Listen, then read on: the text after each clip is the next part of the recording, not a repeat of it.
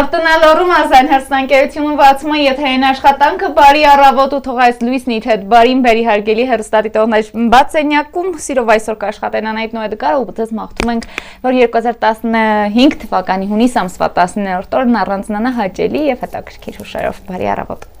Բարի առավոտ եւ բարի լույս մեր շատ շելի հերոսայտողներին, շատ ուրախ ենք, որ ընտրեցիք հենց մեր հերոսանկերությունը եւ բաց սենյակը, մաղթում ենք, որ այսօր առանձնայի գույներով ձեզ համար, եթե անգամ ձեզ համար շատ բան սև ու սպիտակ է թվում այս կյանքում, այս աշխարհում, թող որ այսօր իսկապես գունառատ լինի եւ կարողանաք գտնել այս կյանքում ձեզ հատուկ ձեզ համար գույները։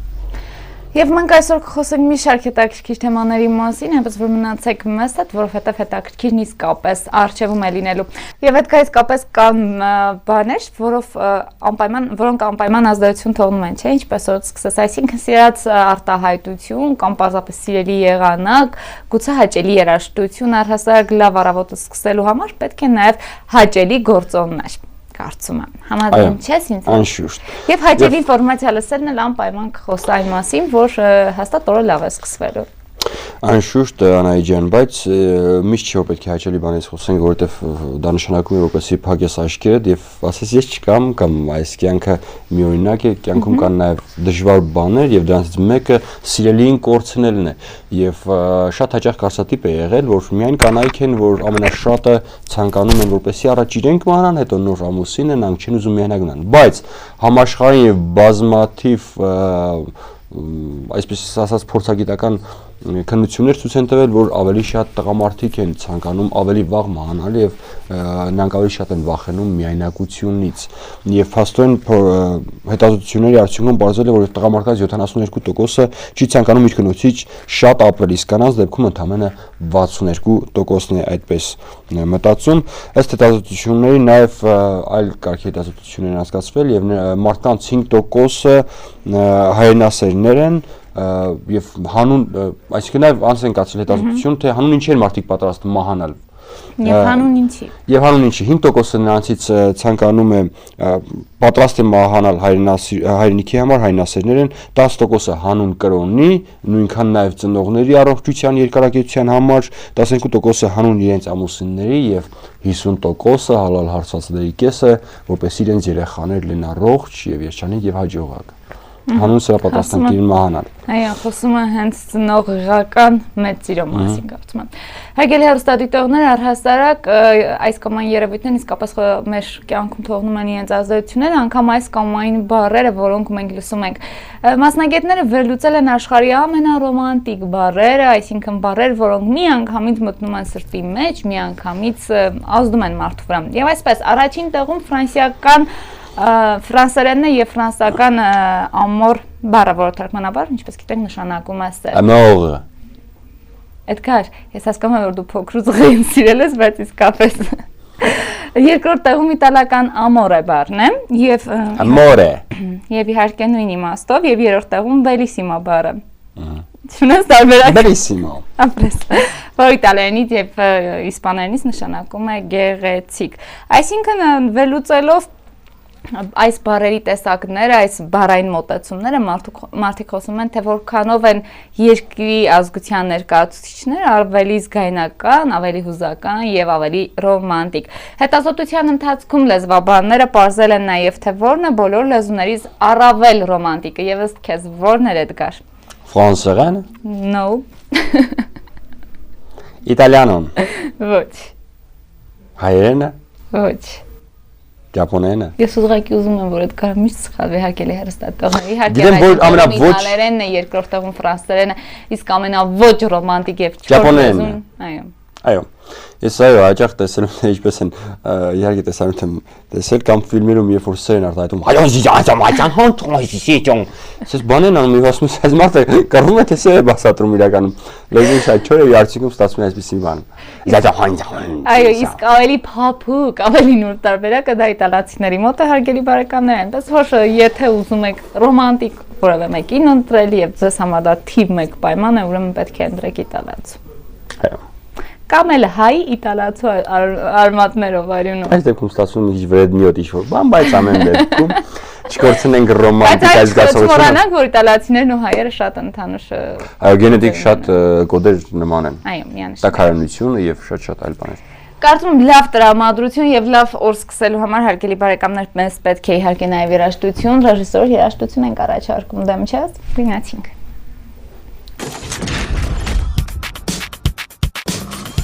Սիրելի հեռուստադիտողներ, հիմա անցնում ենք մի շատ հետաքրքիր թեմայի եւ այն է ինչպիսի աչքեր ունեք դուք եւ ձեր կողակիցը եւ ինչպիսի փոխհարաբերություններ կարող է ձևավորվել ձեր մեջ։ Հիմա ուզում ենք ընթերցել աչքերի մասին, թե ինչպիսի աչքեր ունեցող մարդիկ ինչպիսի փոխհարաբերություններ են զարգացնում։ Խնդրեմ Անահիտ։ Ասում եմ, որ շագանակագույն աչքերի տեր մարդիկ կրակոտ են, արդյոք շագանակագույն եւ շագանակագույն դարձյալ աչքերով կինը եւ տղամարդը որքանով են համատեղելի միմյանց հետ։ Դուք հեշտ եք հասկանում միմյանց հարգելի բարեկամներ, սակայն երբեմն բարդ է լինում միասին լինելը, որովհետև ձեզանից յուրաքանչյուրը հաճախ է վերմակը փորձում քաշել իր կողմը։ Ժողովրդական ասացվածքը հենց այս ամենին է տանում, այսինքն յուրաքանչյուրը թարցին փորձում եք վերջնական լուծում տալ հենց ձեր պարագայով, որովհետև երկուսի դեպքում էլ գերակշիռը եւ այսպես Արուծի բաժինը փորձում եք ձեր կողմ տանել։ Սակայն այս պարագայում քաջ գիտեք, եթե ձեզանից որևէ մեկի հետ դժբախտություն պատահի, ապա մյուսը անպայման օգնության կարող է հասնել եւ արջի ընկերությունը այստեղ իհարկե չի անի։ Եվ այս օգնությունը կլինի անշահախնդիր ու ընդգրկուն ձեր հարաբերությունները երկարատև ու արդյունավետ կլինեն, եթե դուք ընտրել եք շագանակագույն աչքերով որևէ մեկի եւ եթե դուք եւս շագանակագույն աչքերի տեր մարդ եք։ Եթե նրանց մեկը շագանակագույն աչքեր ունի, իսկ մյուսը կանաչ, այս դեպքում կրակի եւ ջուրի խորհրդանիշներն են գրում, իսկ սկզբանե դուք պետք է որ հակառակորդներ լինեիք։ Կրակը եւ ջուրը թշնամիներն են։ Սակայն եթե արդեն ընկերացել եք, ապա ձեր միությանը մեծ ապագա է սպասում։ Այն օգտակար է երկուսիդ համար։ Կրակը երասնի ջուրը իսկ դա նշանակում է, որ շագանակագույն աչքերով ունակ է կանաչ ունեցողին մղել գործողությունների ստեղծագործելու պայքարի։ Ջուրը մարում է կրակը, ասել է թե նա կանխարգելի սխալ քայլերի գնալը, այսինքն մի դեպքում ոնց որ կարծես հաճախ ասում են, չէ, մարդուկին կան, որ մեկը նման է գազի այդ սեղմակին, մյուսը արգելակողին։ Եվ մեկը երբ որ պետք է արագություն դանդաղեցնում է, երբ որ մեկը շատ դանդաղ է, նրան մղում է արագության։ Այս դեպքում վարորդների պարագայում, այս դեպքում շագանակագույն եւ կանաչ աչքեր ունեցողի դեպքում նույնն է։ Մեկը մղում է, մյուսը կանխարգելում։ Շատ լավ, հարգելի բարեկամներ, իսկ եթե ձեր աչքերը շագանակագույն, իսկ ձեր ընտրյալի աչքերը կապույտ, ուրեմն համատեղելիության նշանը կրակը եւ իհարկե օդն է։ Ձեր հարաբերությունների մասին կարելի ասել իրարից բաժան շատ տխուր եք, իսկ իրար հետ նեղված քեմի տեսակ։ Ձեզ հետաքրքիր է միմյանց հետ։ Հարմարավետ չէ բառից բուն իմաստով հետաքրքիր է, որովհետև ձեր շփումը մշտապես վիճաբանություն է եւ հակաճառում։ Այսպիսով նաեւ ինտրիգային է դառնում միմյանց հետ ձեր կյանքը։ Ընդ որում հրահրողը միշտ շագանակագույն աչքերով մարդն է, որովհետև ինչպես արդեն գիտենք, ինչպես արդեն նշեցի, հենց շագանակագույնը կրակի խորհրդանիշ է։ Իսկ այս դեպքում արդեն օդը, որը հանդիսանում է կապույտ աչքերի տեր մարդը, ուրեմն նա էլ կհանգցվի այդ կրակը։ Դա կարծես թե ինձ էր խորհրդանշում շագանակագույն եւ մոխրագույն կրակ եւ հող ճիշտ կլինի ասել որ ձեր հարաբերություններում դուք պահպանում եք տարածություն եւ գուցե լավ ընկերներ չդառնաք բայց այստեղ մի լավ կարևոր խթանող բան կա դուք միշտ փորձում եք իրար օգնել ձեր փորձառությամբ օգնում եք միմյանց մասնագիտական խորհուրդներով եւ առաջ եք մղում այդ իսկ պատճառով ձեր իրար տված խորհուրդները բացառապես արդյունավետ են այնպես որ աշխատեք ավելի մոտնել փոխադարձարգանքային ինչ կօգնի ձեր միությունը երկար պահպանելուն չէ որ ձեր հավասարների հարաբերությունը ձեր զրույցի մեջ չկա եւ չպետք է առաջնորդ լինի Եվ եթե դուք հարգելի հեռուստադիտողներ նման փաստերով հետաքրքրվում եք եւ նման տեսությունները ձեզ պարզապես հետաքրքիր ու դեռևս կյանքում ընտրություն չեք կատարել ու մտածում եք եթե դուք կապույտ կամ կանաչ աչքերով դեր մարդ եք եւ պետք է ընտրել սևաչախ չկա կամ տղայի ուրեմն հետևեք արդեն ծրագրի հաջորդ հատվածին որովհետեւ առաջիկա մենք խոսենք թե ինչ համատեղելիություն է հուշում կանաչ աչքերով Երկու կանաչները կանաչ մոխրագույն ինչպես նաեւ կապույտ եւ սև ու շագանակագույն մի խոսքով մնում եք մեզ հետ որովհետեւ հետաքրքիր արժեվում է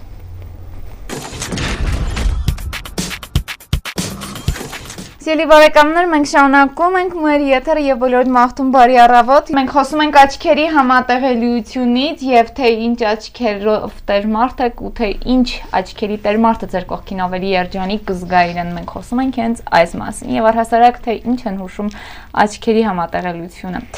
Եվ այս բան պետք է իհարկե խոսենք հաջորդից։ Կանաչ, երբ որ երկուսն էլ գրում են աչքեր զույգերից։ Ձեր հարաբերությունները հիմնված է փոխադարձ աջակցության վրա, հարգելի բարեկամներ։ Դուք միմյանց համար հոգեթերապևտի դեր եք կատարում։ Եթե տխուր եք եւ ունեք լացելու կարիք, ուրեմն կարող եք հանգիստ ձեր գլուխը դնել դիմացինի ուսերին եւ հավատացեք, որ նա երբեք ձեզ վատ իրադրության մեջ մենակ չի թողնի։ Եվ կանաչը կանաչին վստահելու այս հակումը գալիս է նաեւ հենց աչքերի գույնից։ Սակայն երկար ժամանակ միասին լինելը ձեզ համար վնասակար է։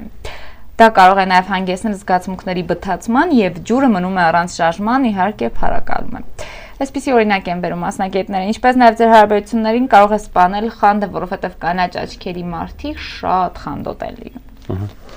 Ինչպիսի հարաբերություններ են զարգանում, երբ կա կանաչ եւ կապույտ աչքեր։ Ձեր հարաբերությունները ընկերական համալ չի կարելի։ Դրանք փոխադարձ ակտիվացման հարաբերություններ են։ Օդը դառնալով քամի կարող է փոթորկել ջուրը, փրփրացնել այն ալիքներ առաջացնել։ Դա նշանակում է, որ կապուտացիան կարող է կանաչ աչքերովին նշնչել վճռական քայլեր կատարելու, խնդիրների նոր լուծումներ որոնելու, դեպի նոր հորիզոններ ուղղորդվելու։ Եվ ջուրը կյանքում շատ բանի կհասնի, եթե ականջալուր լինի քամու կանչին։ Քամին իր երթին շատ բան կստանա այդ շփումից՝ հեղինակություն, հասարակական լավ դիրք, ինքնագնահատականի աճ։ Այնուհանդերձ ձեր համագործակցությունը մշտական չպետք է լինի, չէ՞ որ ալիքը կոտրում են քամուն։ Այդ իսկ պատճառով, որպեսզի պահպանվի ձեր միությունը,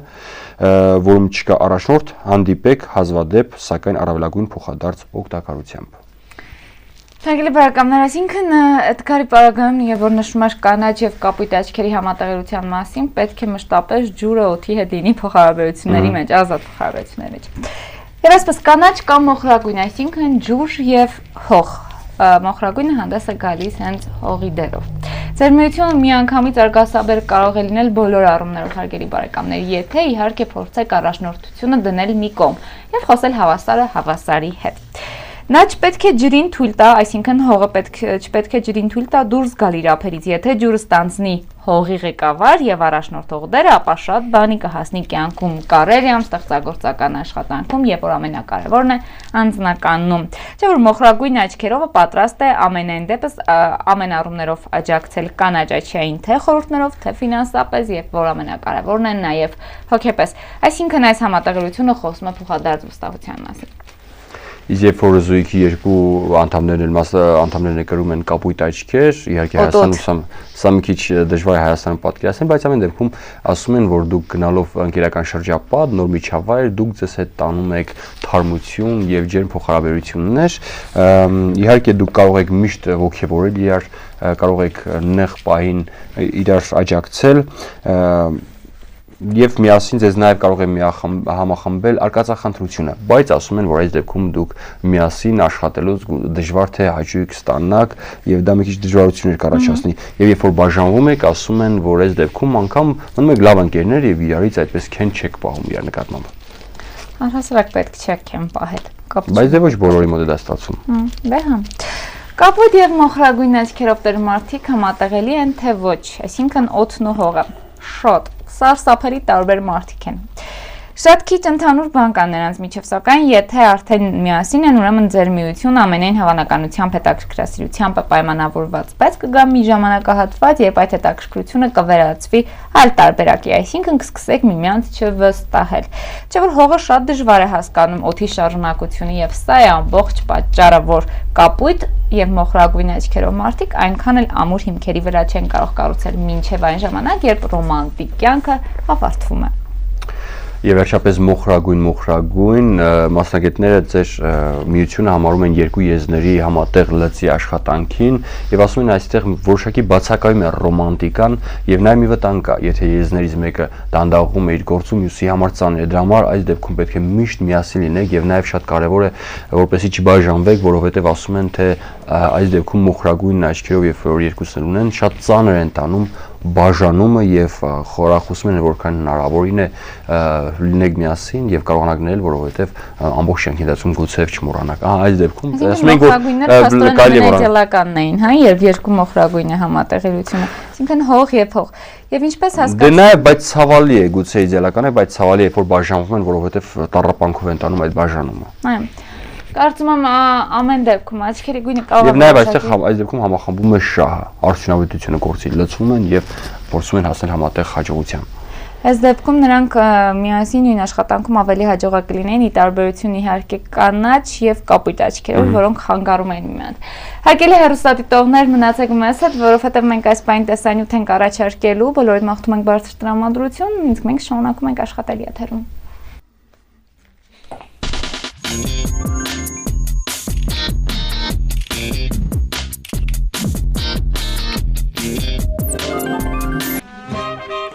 Ողջույն։ Նորաձևությունն այն է, ինչ կրում ես, ինչ կրում են ուրիշները, նորաձև չէ։ Օսկար Ուայլդի հանրահայտ խոսքերը 20-րդ դարում հերքեց Կոկո Շանելը, հայտարարելով, որ նորաձևությունը դա փոքրիկ սև զգեստն է։ Նրա հեղինակությունն այնքան մեծ էր, որ շուտով տարբեր խավի եւ տարբեր տարիքի կանայք սկսեցին կրել սքո սև զգեստը եւ բոլորով միասին դարձան նորաձև ու գրավիչ։ Այդ վճռորոշ քայլը Կոկոին համաշխարհային ճանաչում բերեց, իսկ նրա առած նորարարությունը նորաձևության մեջ դարձավ քշքեղության, նրբաճաշակության եւ բարձր ճաշակի խորհրդանիշ։ Գաբրիել Բոնյոր կամ այլ կերպ ասած Կոկո Շանել։ Նրա ազդեցությունը նորաձևության աշխարհում այնքան մեծ էր, որ Time ամսագիրը միայն նրան է նորաձևության աշխարհից ընդգրկել 20-րդ դարի ամենաազդեցիկ մարդկանց ցանկում։ Կոկո Շանելը ծնվել է 1833 թվականին Սոմյորում։ 18 տարեկանից նա աշխատում էր պատրաստի հագուստների խանութում որպես վաճառողուհի, ինչպես նաև միաժամանակ երգում էր կաբարեում։ Քանի որ նրա սիրած երգերն էին Կոկո Ռիկո եւ Քվեկվա ու Կոկո, ապա նրա մականունը վերցնում է Կոկո անվանումը։ 1910 թվականին Կոկո Շանելը բացում է գլխարկների սեփական խանութը, որն այնուհետև տեղափոխվում է Կամպոն փողոց, որտեղ էլ գտնվում է մինչ այսօր։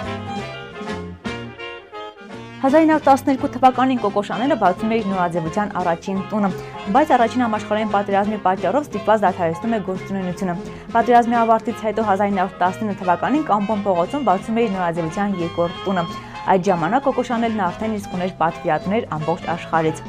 1921 թվականին հայտնվում է հանրահայտ Շանել համար 5 օծանելիքը։ Մտահաղացում Կոկո Շանել, հեղինակ Վերիգին։ Մինչ այդ օծանելիքը իրենից ներկայացնում էր ընդամենը 1 արոմատ, ծաղկի միայն 1 բույր, իսկ Կոկո Շանելը կանանց առաջարկում է բարդ սինթեզված օծանելիք։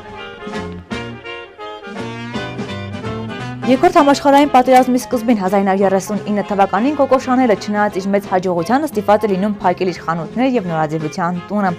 Կոկո Շանելը պատերազմի ժամանակ գտնվում էր Փարիզում, իսկ պատերազմի ավարտից հետո տեղափոխվում է Շվեյցարիա։ 1954 թվականին արդեն 71-ամյա Կոկո Շանելը ներկայանում է իր նոր հավաքածով եւ կրկին վերադառնում է նորաձևություն, ներկայացնելով Haute Couture հավաքածուն։ Սակայն գնահատանքի եւ փառքի արժանանում միայն 3 սեզոն անց։ Կոկո Շանելը ներկայացնում է ոչ միայն հագուստներ, այլ նաև աքսեսուարներ, այդ թվում զարդեր, կոշիկ եւ պայուսակներ։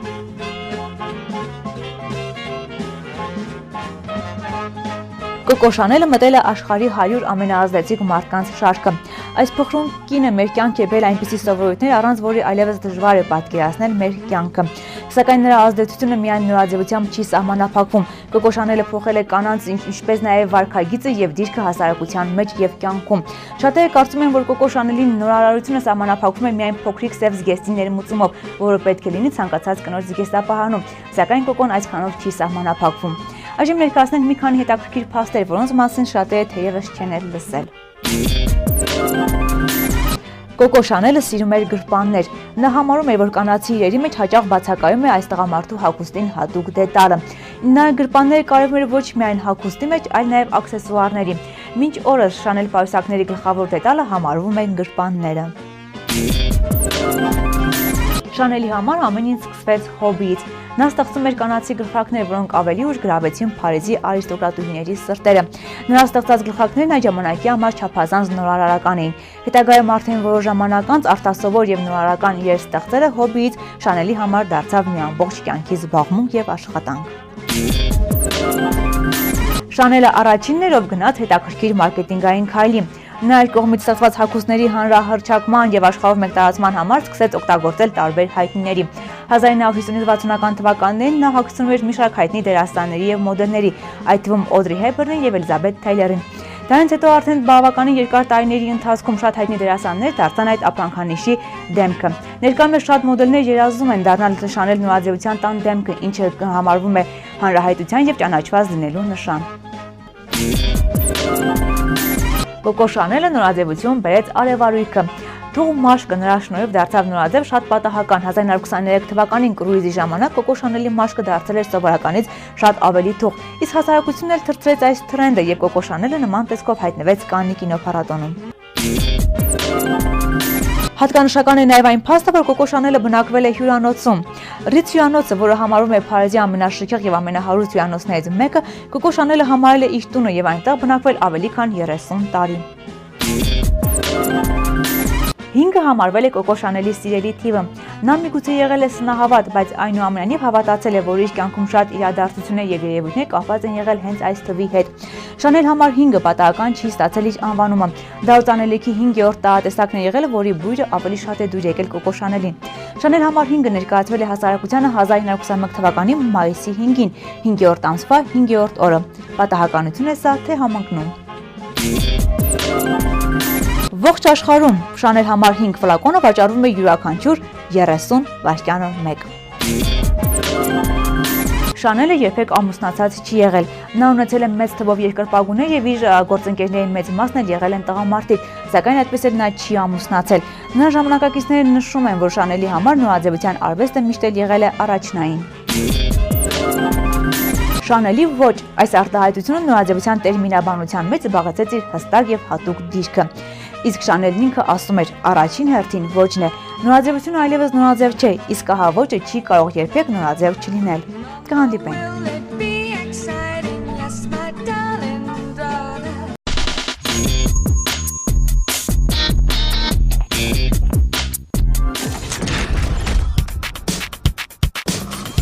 Սիրելի հեռուստադիտողներ, բացենյակը բացում է բոլոր նրանց համար իր եթերային դռները։ Այո, այսպես շեշտեցին, այո, գիտես Էդգար ջան, չի կասկածես։ Բոլոր նրանց համար, ովքեր առաջին անգամ են միանում բացենյակ առավոտյան ժամանցային հաղորդումը, Ֆորտունա եթերում սկսում է յուրաքանչյուր աշխատանքային օր 9:20-ին եւ յուրահատուկ էջերի զատ ձեզ փոխանցում է լավ տրամադրություն, հարգելի բարեկամներ, ես տառերը հատուկ եմ շեշտում գործընկերոջս համար։ Եվ այս պայն արդեն գանային ենք ողջունելու եւ խոսելու ենք շատ հետաքրքիր մի բույսի մասին, որը ինչ ես նայում Էդգար, դու չես սիրում նեխուր, ողջուն Գահանա։ Ոչ, բույս ասացի, մարդի շեցի, հանայդ շատ։ Ինչից, ինչպես սիրելուց։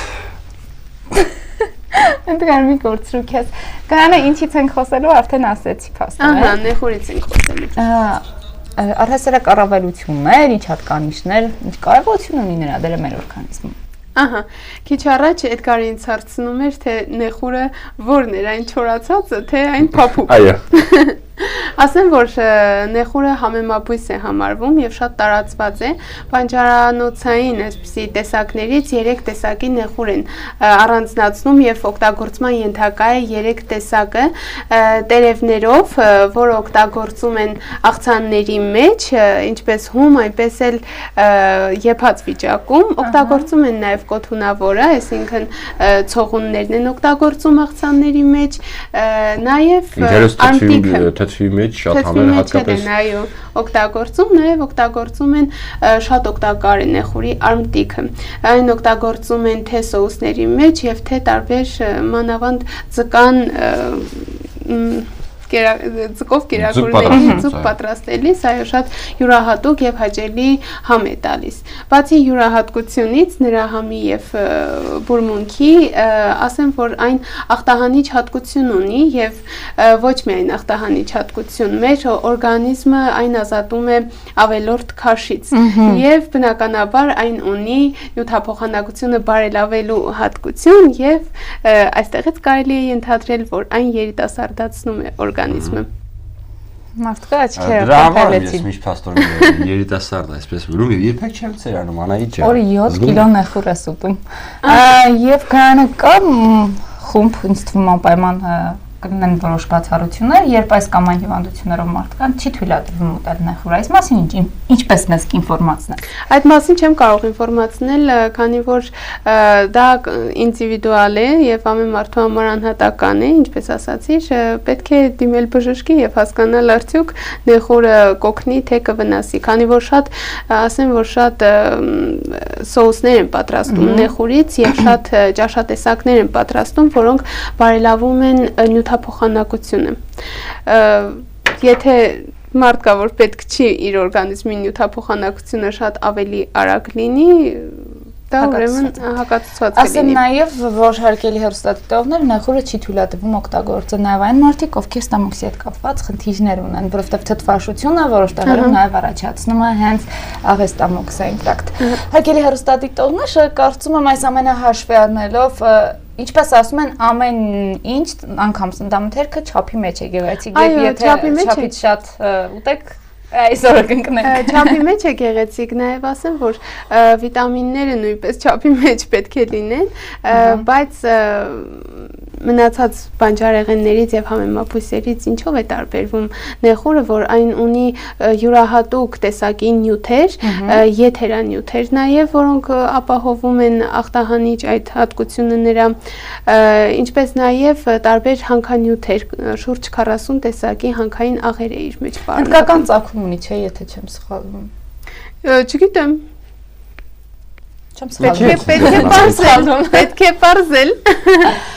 Շնորհակալություն, իսկապես հետաքրքիր էր, որովհետև ես հասկանում եմ, որ նեխուրը երիտասարդացնում է, իսկ իմ կողքին գտնվող երիտասարդը պետք է շտապին նեխուր ուտելու մնացեք մեզ հետաքրքիր արդյունք։ Իսկ իմ կողքին նստած երիտասարդը միշտ առապում է հերական սիմպտոմներով, չգիտես ինչու։ Մնացեք մեզ հետ։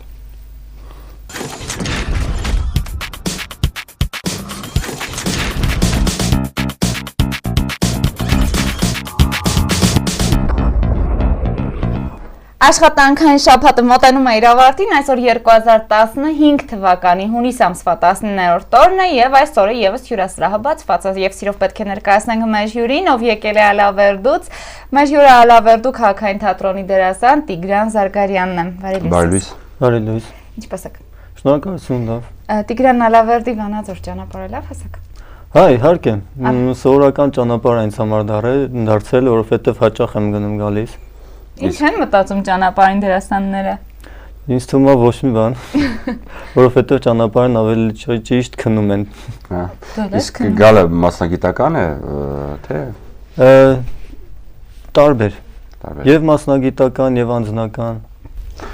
Ալավերդու քաղաքային թատրոնն այս պահին ինչով է զբաղված եւ ձեզ զբաղվածությունը ինչ մեկան։ Դե բնականաբար փորձեր, վերջերս հանձնեցինք մեր գործերից որևէց մեկը, հիմա ուզում ենք վերականգնենք մեր բեմադրած գործերից մեկը, տարեկանի արտում, իդեպ բեմադրողը Վանաձորից է, հələ որ մոտավորապես 3-2 օր կոնկրետով Նունե Խեչմյանը 2-3 օր հանգստի են գնացել։ Իսկ նոր բեմադրություններ, բացի որ վերականգնում եք։ Նոր բեմադրություններ երևի կսկսենք մի հատ մանկական Մոխրոտը, որը ժամանակին բեմադրվել է, մինչև իմ թատրոն գալը, դեռ հələ տեղյակ չեմ ինչի մասին է։ Նոր պետք է սկսենք այդ գործը։ Ոչ կա, որ ձեզ ավելի հարմար եք զգում եւ որ դերաբաշխում է լինում, ասում եք, այս ինձ համար է։ Ինչ չկա, կներեք։ Ոչ հատուկ, դենք այո, կոմեդիա կլինի կամ կլինի ողբերգական դերեր կամ կլինի կյանքային խարակտերիստիկ դերեր, հատուկ ձեզ համար նախընտրելի ոչ կա։ Ճիշտն ասած երբեք չեմ մտածել որ դերը կուզեի, որ դերը չէի ուզի, կամ ասենք ինչ ժամանակ չեմ տրամադրել, մտածեմ թե հատկապես երևի թե տեսականն էլ այնպես մեծ չի եղել երևի ընտրելու համար, հա։ Չէ, եղել են, բնականաբար երբ որ կարդում ես գործից դուրս էլ ինքդ կարդում ես պիես կլինի, ինչ որ գործ կլինի կամ ասենք մտածում ես ինչ կարելի է անել կամ ինչպես քեզ կդրսևորես, բայց երբ որ տարես են աշխատանքը սկսում եմ միայն ու միայն դրա մասին մտածել, որ հնարավորինս ասենք բարձր մակարդակի հանձնեմ, էլի։ Բայց եղել են մի ժամանակ ուզում էի, որ մենակ ես կլնեի այդ պիեսի մեջ, մոնո էր, բայց դե ինձ թվում է ես դրան դեռ չեմ հասել, որ ես ինքս մենակով կարողանամ։ Ով առաջին քննադատը ձեր։ Որ յուրաքանչյուր խաղից հետո, յուրաքանչյուր ներկայացումներից հետո կարող է իր կարծիքն ասել եւ կկարևորվի հենց նրա կարծիքը ձեզ համար։ Ճիշտն ասած ներկայացումից հետո աշխատում եմ կտրվեմ բոլորից։ Մենականում եմ ֆիզիկապես, հետո ֆիզիկապեսից հետո մտովի, դրանից հետո առաջին հերթին ներկայացում է ռեժիսորի կարծիքը, հետո գամ բնականաբար ավելի մասնագետների չնայած մեծ ցանկությունն է, որ հանդիսատեսը, ասենք, իր կարծիքն ասի, իր դուր եկածը, որ նաև իր համար ենք այդ ամեն ինչն անում։ Ինչպես սկսվեց հետաքրքրությունը թատերարվեստի նկատմամբ։ Գիտեմ, որ մասնագիտությամբ ուրիշ մասնագիտություն ունեք։ Մասնագիտությամբ ուրիշ մասնագիտություն ունեմ, բայց երբ որ դպրոցական տարիներին միջոցառումներ, դա հանդեսներ, տենց լնում էր կուլտուրայի պալատի կազմակերպիչը միջոցառումների գծով, տենց անձնական ծանոթություն ունենք ու ինքին ճանաչում էր ամեն միջոցառման գալիս էր, հետո ես տենց ավեճները կրկնօրինակում էի, հա, մեր դասատուներին, մի խոսքով դպրոցի բոլորին։ Տենց ինձ ճանաչելով, երբ որ ինքը թատրոնում էր, դպրոց ավարտեցի, ասով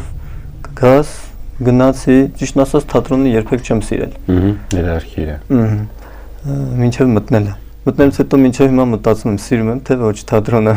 Անկամ մինչև հիմա կասկածում եք։ Չեմ կասկածում, մտածում եմ։ Միթե սիրում եմ կամ միթե ես դրա համար էի կամ միթե ես պետքա գնայի դե հասնեի։ Զուգահեռ երբ որ սովորում էի, գալիս կներեք, հա։ Այդ միթեները եւ այդ մտածելը։ Բաներ կան, որ երբ որ ես շատ հարցերի պատասխաններ ունեմ, չունեմ իմ հարցերի պատասխանները։ Այտենց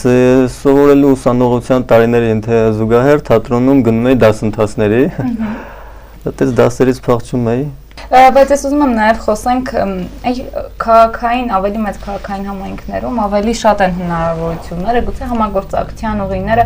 Ալավիատու քաղաքային թատրոնի դերասանը, այսօր ինչ խնդիրների է բախվում։ Իհարկե, կարծում եմ ֆինանսական մասը բոլոր թատրոններում էլ կա, իսկ ավելի փոքր համայնքներում։ Այո, դե քո օրինակը այլ օրինակ է։ Ինչ խնդիրների եք բախվում եւ արդյոք կան խնդիրներ ըստ Խնդիրներ չեն կարող չմնել ոչ մի տեղ։ Ընդհանրապես։ Սկսենք նյութականից, շեշտեցիք չէ նյութականը ինձ թվում է առաջնային չի ընդհանրապես։ Չեմ էլ կարծում թե երկրորդային է, բայց իհարկե անհրաժեշտ է։ Եվ դրանով նաև զգում ես, որ գնահատվում է քո աշխատանքը։ Եվ իդեպ երբ որ չկա այդ նյութականը, չես կարողանում լիովին տրամադրվես քո աշխատանքին, փնտրում ես այլ աշխատանք, որպեսզի գոյատևես։ Եվ տուժումը առաջին գործը, այսինքն թատրոնն է, երբ որ դու դրանով զբաղված ես։ Բայց խնդիրներ լուրջ խնդիրներ չկան, դե ներքին կուխնիայում կան, բորբոքվում են, հետո էլի կան կյանքում կերպարներ, որոնց ուսումնասիրում եք բեմ բարձրացնելու համար, մարմնավորելու համար։ Ենթադրենք կերպարը պահանջում է այսպիսի մի տեսակ մարդ, եւ դուք նրան պետք է մարմնավորելու համար ուսումնասիրեք եւ պրոտոտիպը գտնեք կյանքում։ Կան այսպիսի մարդիկ, որոնց գտել եւ փորձել եք նմանակել եւ բերել բեմ հասցնել բեմ նրան։ Ոչ թե կոնկրետ եղել է դեպք, որ ինչ-որ մեկին տիպար կրկնօրինակեմ, կոպիտ չլինի կրկնօրինակը, այսինքն նրանից օգտվեմ, այլ կյանքում դե ընդհանրապես, չգիտեմ, մասնագիտական է, թե ինչա արդեն դարձել այն փաստը, որ անընդհատ քաղաքում շրջելիս դու քո շուրջը նայում ես ու քաղում ես։ Ոնց որ այգեպանն է մերկերը հավաքելով գնում։ Կամ մեղուն նեկտարը։ Կամ մեղուն նեկտարը։ Այդպես մեղուի նման աշխատելը շատ լավ կլինի, որ բոլոր թատրոններում լինի ու բոլորը տենց աշխատեն։ Տենց ու երբ որ գալիս է արդեն քո սկսում ես աշխատել քո աշխատանքի մեջ, արդեն դրանից օգտվում ես անկախ քեզնից։ Թեև մեծ փորձ ունեք թատրոնում, բայց ամեն դեպքում գուցե արդեն պատկերացում կազմեք հիմնական դերասանի որակները, որ պետք է անպայման դերասան այդ որակները ունենա, որոնք են։ Ինձ թվում է առաջին հերթին մարդ ունենա ինքը տաղանդ։ Ինչի ասվել տաղանդը, դա արդեն մեծ պատկերացում է։ Ինչ Փոխազյանն էր ասում, տաղանդը մաման ու պապան են։ Հա։ Մաման, պապան լավ կստեղծեն, չէ, բայց երբ որ էլ կառուցվածքի մասին չխոսքը ֆիզիկապես, բայց մտածես ձևական, այսօր ձևականությունը շատ է։ Իսկ ամենակարևոր բաներից ոչ թե դերասան ունենա, այլ չունենա ձևականություն, չունենալով ձևականություն բնականը գալիս է ինքնըստինքյան։ Ամենակարևորներից դա է, որ դրանք չլինեն, մնացած ինքնըստինքյան հերթականությամբ սկսում ես աշխատել շատ, ճիշտ աշխատել, սիրել, ճիշտ մարդու հետ աշխատել։ Դե ճիշտ մարդու հետ աշխատելը գիտես ոնց է, կյանքն է։ Այդ ձևականությունը պետք է գա։ Կյանքն է բերում։ Դե այսօր չես կարասել սում հետ ես աշխատելու, վաղնում հետ ես աշխատելու։ Դա ձեր աշխատանքի բանը։ Դե ես ուզում եմ մի կետի վրա անդրադառնալ, քա ես Լսեցի։ Արտահայտվի Անահիտ ջան, խնդրում սրտումդ մի պահ, դու միշտ պահում ես եւ դա իր վնասակար արդյունքն է բերում։ Ձևականություն պետք է չէ դերասանների երբեմն։ Ինձ հատկապես։ Դուք նշեցիք ձեր խոսքում, որ ֆինանսական պահը իսկապես երբեմն խնդիր առաջացնում եւ կարող է ազդել հոգեկան աշխարհի, կարող է ազդել այն նվիրումի, այն սիրո վրա, որը տածում է sense թատրոնի նկատմամբ։ Ինչն է ձեզ ոգևորում այս պարագայում, երբ հուսալքությունը գալիս է դեպի ձեր աշխատանքը։ Հուսալքությունը Եվ արդյոք գալիս չի հեռանում։ Չի հեռանում։ Բայց ինչն է ոգևորում այս պարագայում։ Չեմ կարող ասել։ Բայց կարելի ասել նաև որ դա մղիչ պատճառ է, որովհետև երբ որ դերասանի մոտ ընդհանրապես արվեստագետի մոտ ասում են արվեստագետը իհարկե մի քիչ ուղղճացված է, բայց ասում են պետք է սոված լինի, որպեսզի ստեղծագործի։ Եթե ամեն ինչ կյանքում լավ է, բողոք չունի, ասելիք չունի դերասանը, ամեն դեպքում ինչ որ բան այն չի լինում, պետք է ամեն դեպքում դա ճիշտ չէ որ քրոնիկ բնույթ կրի, բայց լավ է որ Բայց Տիգրան նշեց նաև, ինչ որ բանավեճ է վերածվում, բայց Տիգրան նշեց նաև որ ոգևորող հանգամանքներ այնուամենայնիվ պետք են, ճիշտ է։ Պետք են, իհարկե։ Ոգևորվում ես, այդ ֆինանսական մի փոքրիկը արդեն ոգևորում է։ Երբ որ տեսնում եմ, որ դու մի փոքրիկով ոգևորվում ես, չեն ավելացնում։ Ինձ թվում է դա տենց, բայց երբեք չեմ ավելացնում, որպես միշտ ոգևորած ես։ Բայց երբեք չեմ մտածել, թե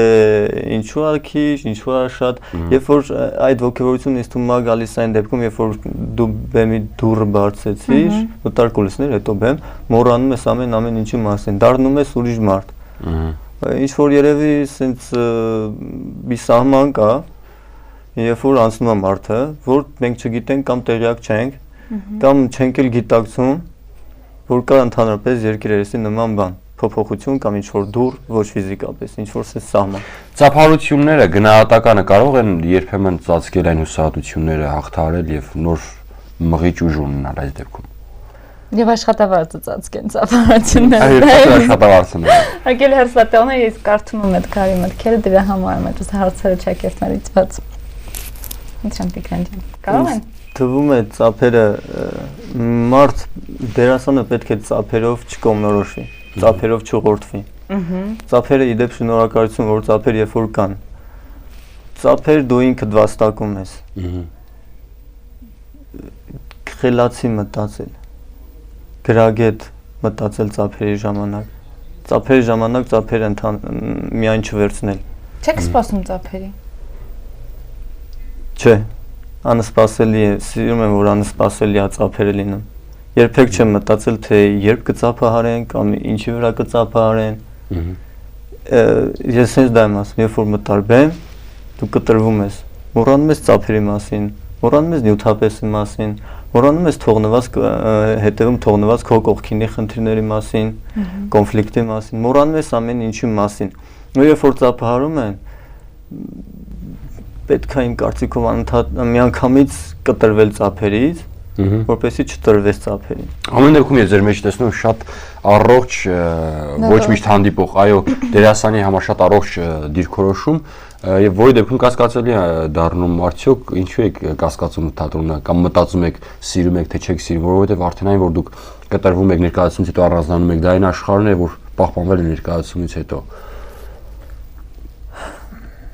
Լինում է որ հերոսի կյանքով շարունակեք որոշ տեղերում նաև օգտվել։ Չէ։ Չի լինում։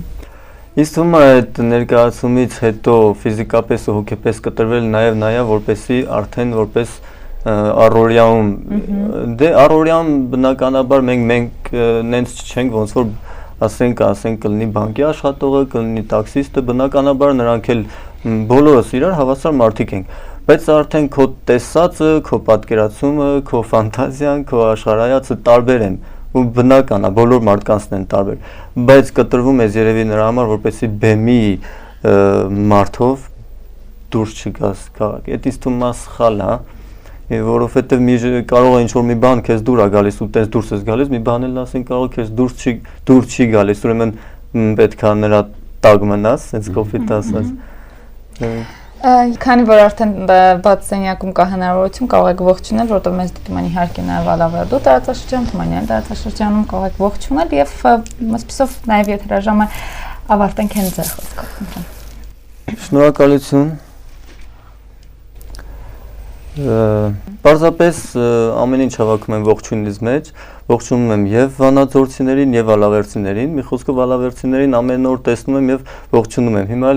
կվերադառնամ եւ կողջունեմ։ Ողջունում եմ վանաձորցիներին, բոլորին, իմ ծանոթներին եւ անծանոթներին, որովհետեւ անծանոթ դեմքերն են միշտ գալիս եւ տեսնում եմ առօրյան։ Շնորհակալություն, որ հրավիրեցիք, ես ձեզ հյուրընկալվեցի, շատ ուրախ եմ։ Շնորհակալություն Անայ ջան, ինչպես ասում են, առիթից օգտվելու կարող եմ ես էլ ողջունել։ Կմեռներ, եթե չօգտվեր առիթից, խնդրեմ։ Ուզում ողջունեմ Սամսոնին Ալավերդուց, իդեպ շատ ուրախ եմ, որ մեր ժողովուրդը դեռ այդ բարությունը, այդ հրաշք օգնելու հատկությունը դեռ չի կորցրել։ Վերջերս գալիս էի Թիֆլիսից, Վրաստանից եւ այնպես եղավ, որ երկու աքսել ավտոմեքենայի վնասվեցին։ Մեկը, այո, Անիվը եւ Անվահեցը եւ Անիվը վնասվեցին եւ մեկը փոխանցի, մյուսը չկար եւ առաջին պատահած ավտոմեքենան կանոնեցրեցի եւ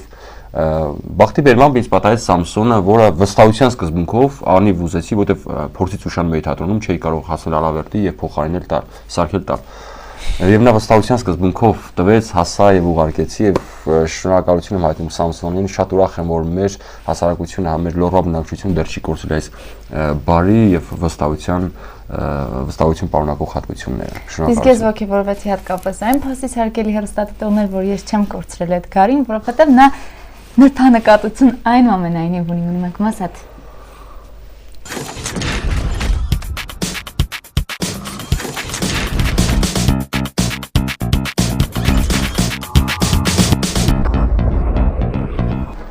Սիրելի բարեկամներ, մենք շարունակում ենք մեր եթերը եւ բոլորիդ մաղթում բարի առավոտ եւ ողջույն բոլոր նրանց, ովքեր մեզ դիտում են on-line հարթակում 3w.fortuna.tv.am կայքում եւ իհարկե նաեւ YouTube-ի մեր դիտում Fortuna 1 TV։ Հետո քեզ համար կարեւոր ունի, թե ինչ կարեւոր դեր ունի արդյոք ինչ միջավայրում ես աշխատում, նկատի ունենալով իհարկե տարածքը, լուսավոր է, մութ է, որ դեպքում ես ավելի արագ կենտրոնանում աշխատանքի մեջ։ Ինձ համար ամենակարևորը երևի թե օդն է, թթվածինը, որովհետև գիտենք, որ թթվածինի պակասությունը հանգեցնում է մտավորնակությունների այդ պահին որոշակի կանխարգելման եւ առաջին հերթին լուսավորությունը այդքան կարևոր չի, ինչքան որ օդի մաքրությունը։ Եվ շարժունակությունը մի քիչ։ Վառ արևային լույսը, հարգելի բարեկամներ, կարող է նպաստել ձեր աշխատունակությանը, այսինքն ավելի արագ կարող եք կատարել ձեր աշխատանքը, եթե դուք գտնվում եք եւ եթե ձեր աշխատասեղանը եւ աշխատասենյակը արևոտ տեղում է գտնվում, մասնավորապես պատուհանի կողքին։ Հետազոտություն է իրականացվել եւ հետազոտության արդյունքում պարզվել է, որ մարդն ավելի ուշադիր է դառնում, երբ աշխատում է հենց պատուհանի մոտ, քան արհեստական լուսավորման պայմաններում է գտնվում, այսինքն արհեստականորեն լուսավորելով տարածքը աշխատունակության անկման կարող է անգամ հանգեցնել, քան թե նպաստել լավ աշխատելուն։ Օքսֆորդի համալսարանի մասնագետ Ռասել Ֆոստերը նշում է, որ մարդիկ այսօր քիչ ժամանակ են անցկացնում արևի ներքո եւ դա է հենց պատճառը։ Իսկ իրականում հենց արևի ազդեցությամբ է արտադրվում երջանկության հորմոնը սերոտոնինը։ Աշխատասենյակ մտնող քիչ քանակությամբ արևն ու արհեստական լուսավորության տարբերության մասին էլ խոսում է Էդգարը։ Աշխատասենյակ մտնող քիչ արևի լույսը ճառագայթները կարող են իսկապես ազդել մարդու աշխատունակության վրա, որովհետև հենց մասնագետները եւ Ֆոստերը առանձնապես խորհուրդ է տալիս, որ արևի տակ պետք է մենք հաճախ ժամանակ անցկացնենք։ Նա ասում է բնական արևը ունի 1000 լյուքս, դա լույսի չափորոշիչ է լուսավորության 1000 լույս է ապահովում, իսկ գրասենյակում գրասենյակային այդ արհեստական լուսավորությունը 300 ընդհանրապես լյուքս է ապահովում, դրա համար նա շատ կարևորություն է տալիս ժամանակ առ ժամանակ քայլել արևի տակ եւ հատկապես ասում է առավոտյան կարող եք քայլել, նա հատկապես ծերերին է խորհուրդ տալիս արևի տակ քայլել եւ գարուն է 30 րոպե օրվա ընթացքում պետք է մարդ քայլի եւ այդ 1000 լյուքսը ընդունի։ Այնպես որ հարգելի բարեկամներ, եթե ուզում եք լավ աշխատել, ուրեմն տեղափոխեք ձեր աշխատասեղանը պատուհանի մոտ եւ այսպեսով լավ արդյունքներ անպայման աշխատանքում կգրանցեք։ Աշխատանքում լավ արդյունքներ գրանցում են նաեւ մեր մյուս գործընկերները։ Այո, բայց ջուշուդի համար կարևոր չի օդը, ջերմաստիճանը, լույսը, մարդիկ աշխատում են եւ գիտեն աշխատել, դիտենք ջուշուդին եւ Ռամզանին։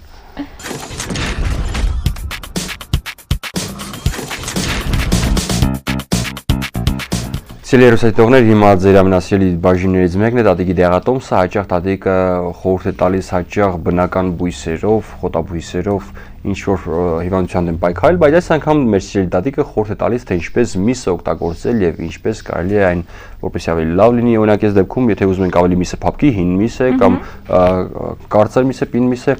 խորհուրդ է տրվում վրան սոդա ցանել եւ թողնել 3-ից 4 ժամ կամ ամբողջ գիշեր, որից հետո հոսող սառը ջրով լվանալ։ Միսը արդյոք հոտ ունի եւ տհաճ է նրա հոտը եւ ոչ առողջարար եւ ոչ ճիշտ, կարելի է ստուգել տաքացրած պատարագաղի կամ դանակի միջոցով։ Եթե տաքացրած պատարագաղը կամ դանակով ծակում ենք միսը եւ այնուհետ դանակից գալիս է որոշակի հոտ, ուրեմն միսը իսկապես հոտ ունի եւ կարելի է խուսափել նմանատիպ մսից։ Միսը կամ ձգան կոտլետը պետք է պատրաստվի 15 րոպե տևողությամբ եւ այնուհետեւ դնել ջեռոցը 5-ից 7 րոպե, այս դեպքում բոլոր միկրոբներն նրան իսպառ լքում են, ինչպես նաեւ պատրաստի կոտլետը կտրելիս մեջը գորշագույն է լինում, իսկ չեփած կոտլետը վարդագույն։ Հարգելի բարեկամներ, որպեսզի կոտլետները չոր չստացվեն, ընդհանրապես պետք է շատ քիչ աղալուց հետո մսին մի քիչ ջուր կամ կաթ խառնել, որպեսզի այն փափուկ լինի։ Հում միսը կտրելուց հետո օգտագործված դանակը եւ տախտակը պետք է լվանալ տաք ջերով, որպեսզի այն հետո հետագայում կարողանալ օգտագործել ուրիշ մթերքներ կտրատելու համար։ Ուրիշ մթերքների եւ մասնավորապես ձկան հետ միսը չի կարելի նույն խցիկում դնել, սառնարանում առհասարակ միսը պետք է միշտ գտնվի առանձին խցիկի մեջ, որպեսզի միկրոբները երբեք չփոխանցվեն, հարգելի բարեկամներ, մասնավորապես ձկան հետ նույն խցիկում չի թույլատրվում։ Միսը եւ ձուկը պետք է լվանալ եփելուց անմիջապես առաջ, դրանք ջրի մեջ պահել չի կարելի, քանի որ դրանից կորչում են նրանց մեջ պարունակվող սպիտակուցները եւ աղերը։ Այսինքն վիտամինազրկվում են որոշակի։ Հարգելի բարեկամներ, այո, տատիկները գրի են առել մի շարք խորհուրդներ եւ առհասարակ մեր մեծերը գիտեն թե ինչ խորհուրդներ է տալիս, որպեսզի եւ յուրաքանչյուր մթերք իր սննդարարությունը չկորցնի։ Անիմացիոն մուլտեր ենք առաջարկում եւ փոքրիկներին հրավիրում հեռուստաէկրանների մոտ։ Ինչու՞ չէ, նաեւ մեծիկներին, նաեւ սա մեծերի համար։ Մեծիկ փոքրիկներին լավ այդ կար։ Այո։ Ոնց չեմ սիրում կռվարար մարդկանց։ Դու չես սիրում, եւ քեզ հակադարձում են Անահիտ ջան։ Կռվարար մարդ։ Ահա թե ինչու՞ն է խնդիրը, լինել թե չլինել։